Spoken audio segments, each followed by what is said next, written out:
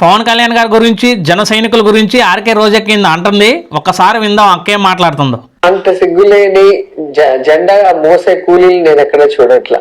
వాళ్ళ జెండా తప్ప అన్ని పార్టీల జెండాలు మోస్తారు, వాళ్ళ నాయకుడికి భజన చేస్తారు. వాళ్ళని నేను సూటిగా అడుగుతున్నాను, మీ నాయకుడు పార్టీ పెట్టి ఎవరికి ఉపయోగం? సిగ్గు శరాల గురించి పార్టీలు మార్చడం గురించి నువ్వు చెబుతుంటే మేము వినాలా? పార్టీ జెండాలు మోయటంలో మార్చడంలో నీకన్నా సరసాటి ఎవరు లెక్క? 2000 నుంచి 2009 వరకు టీడీపీ జెండా మోసావు, 2009 నుంచి 2011 వరకు కాంగ్రెస్ జెండా మోసావు, 2011 నుంచి ఇప్పటిదాకా వైసీపీ జెండా మోస్తున్నావు. దేశంలో ఇన్ని పార్టీలు మారి ఇన్ని జెండాలు మార్చిందని నువ్వు ఒక్కదానివే అనుకుంటాక ఏందక్క? పవన్ కళ్యాణ్ గారి వల్ల ఈ రాష్ట్రానికి లాభం ఏంటా? ఒళ్ళు కొవ్వెక్కి కళ్ళు బైర్లు గంబి 151 సీట్లతోటి విధ్వంసకర పరిపాలన చేస్తూ ఆకాశంలో వ్యవహరిస్తున్న మిమ్మల్ని 11 సీట్లకు పరిమితం చేసి మీ కళ్ళు తెరిపించి నేల మీద నుంచోబెట్టాడు. అది పవన్ కళ్యాణ్ గారు అంటే.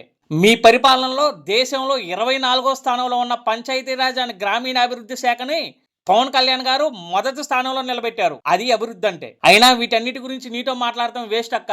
నువ్వేమో లెగిస్తే విదేశాల్లో ఉంటావు, లేకపోతే తమిళనాడులో ఉంటావు. మీ అధ్యక్షుడేమో లెగిస్తే బెంగళూరు ప్యాలెస్లో ఉంటాడు. ఎప్పుడన్నా మీరు ఏపీలో ఉంటేనే కదా అభివృద్ధి గురించి, లేకపోతే ఏపీలో ఏం జరుగుతుందో మీకు తెలిసేది. మీరు ప్రెస్ మీట్లు పెట్టుకొని సునకానందాలు పొందడం తప్ప అంతకన్నా మీ పిగ్గలిగింది ఏం లేదక్క.